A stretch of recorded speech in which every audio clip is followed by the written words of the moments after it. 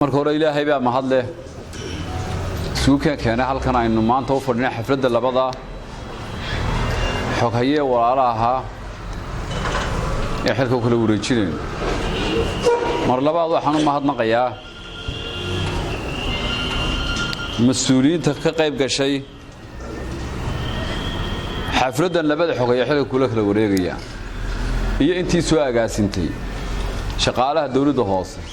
xildhibaanada taliyaha qaybta saraakiisha halkan fadhida xoghaye hore xasan yuusuf riiraash iyo xoghayaha cusub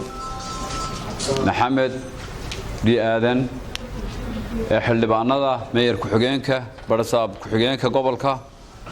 dhammaan waxaan leeyahay assalaamu calaykum waraxmatullaahi wabarakaatu hadal xasan baa dhameeyay runtii anuu mid uma ku faraxsan oo afsahanimada aanu iga raacay horta waxa uu ka tagay ma jirto waa sida uu sheegay ee uu shaqaalaha u dardaaray mid lagu calaacalayana maaha darajadana waxaan ilaahay ugu rajaynaynaa meel ka sarreysa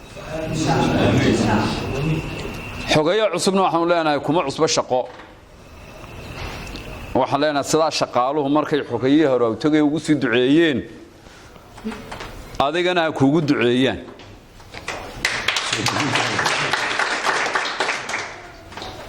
waa runoo xasan laba jeer baan wada shaqaynay calafku uu xoogaa una yar maad garanaysa laakiin waxaan anagu ku haddana iskaga hornaya ma jirto wada dhalasho ayaa taala meesha oo dadka suuqu markayna dacaydinayaan xanteeda ilaa fulu xantima mooge waxay yiraahdaan dawladda hoose caa'ila haysata dad qaraabo ah markay meeyar ku-xigeenkii arkaan oo ay diiday dhash markay xogayihii arkaan oo ay diiday dhash qaraabo haysata la oran jiray horta waxaan u malaynayaa aad naga yar fogyahay taas way naga baaysa maanta waxaan salahay shaqada uma isku soo kaayo dhaweyn amana kala fogeyn aadan waxaan si aaminsanaa aanu badan waan la soo shaqeeyay isagoo civil society ku jira waana kaga imi NGO-yadii ugu horeeyay gobolka ragii sameeyay buu kamid ahaa aasasayaashii dalada dhalinyarada Soomaaliland ee Soonyo ragii aasaasay buu kamid ahaa ma aaminsani dawladda hoose waxba ka baylahaya ma aaminsani shaqaalaha dawladda hoose cid baa ka soo caban qof walba roolkiisa iyo waajibaadka saaran lagu xisaabtamo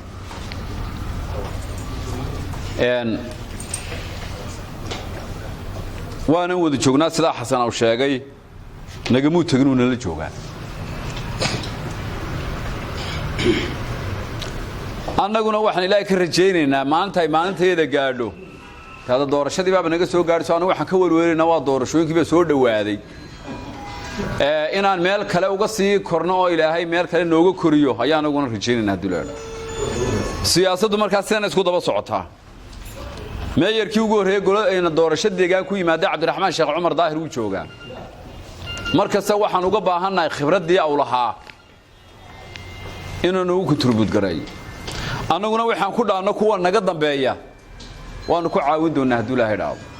sidaas la isku tilmaamaya laakiin dawladda hoose sida xogaye horeba sheegay waa deked loo soo wada shaqo tago 20% baa shaqeeyay eediguna 20 gaas ka shaqeeyaan hada Soomaaliya fahmi ka shaqada u yimi ka sharka u yimi ka shaxaadka u yimi diyaaduna inay manage garaysa laga rabo dulqaadkeeda yarta sida xogaye hore ku tilmaamay hadaad laakiin ka sharka u yimi kugu soo horeeyo la dagaalanto ya socon mayso ka foorarsuun ka soco halkaas ay qiimaynta qofku markaa ka imanaysa capacity intee leeg buu leeyahay shaqada inuu sii wado waana arrin runtii loo baahan yahay sida xil wareejinta bilaa xanafta ee quruxda badan lee laab xaarashada lihi ay u dhacday inay dadku isku fahmaan xilalka in lagu kala dambaynayo laakiin dadku ay yihiin dad procedure-ka iyo systemka dawladnimo oo hagayo kuloo dhiibay ku laga qaado diyaaduna war si fiican u sheegtay baa si khaldan loo sheegi hadalkaaga oo dhan baa intoo lagu daalo la shaandhayn 100 qof meel ay ka qudbadeeyeen baa in yaroo qalloocdun laga dhex qaadan ha ka daba tegi kii hadalka khaldan sheegun baad arkaa dana bariisoo kaagi saxda ahaa sheegay dadku waa sidaa uu sheegay waa maad garanaysaa media-hana waxba si waaleen dulqaad baa lagaaga baahan yahay sidaa dadkuba u kala duwan yihiin baa media-hana ku wanaagsan iyo ku xunimo ugu jira waxa lagaaga baahan yahay inaad dulqaad yeelato ka xun iyo ka wanaagsan baa inaad isku wado ka hadallada deelqaafka kuula yimaada inaad ka foorarsato mas'uuliyad muujiso shaqaalahana waxaan ku dardaarayaa meel bay noo taagneed nin walbana meel bay u taagneed waa laba dariiq ka wanaagsan ilaahay idinku kulmiyo xogayaha cusub dariiqa wanaagsan ilaahayda wada mariyo waxaan hadal ku soo koobayaa duco xasan yuusuf riiraashan leeyahay meel halkan waanu isugu nimee meel ka sarraysa ilaahay isugu keeno oo ka sii wanaagsan halka diyaadana waxaan leenahay sidaan kaaga sii gudubna adna ilaahay ku soo gudbiyay calool fooyoobe ku wada shaqeeya aad iyo aad baad u mahadsan tahay